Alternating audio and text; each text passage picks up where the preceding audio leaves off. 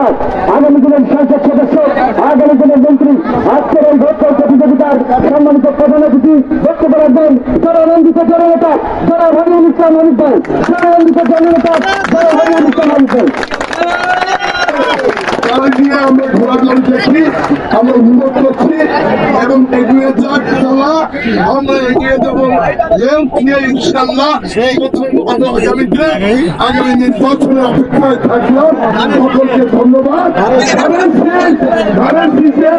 আপনারা ভোট দিয়ে মায়ের মতো নির্বাচিত করবেন। আসসালামু আলাইকুম। আমার আমরা করতে পারছি আমাদের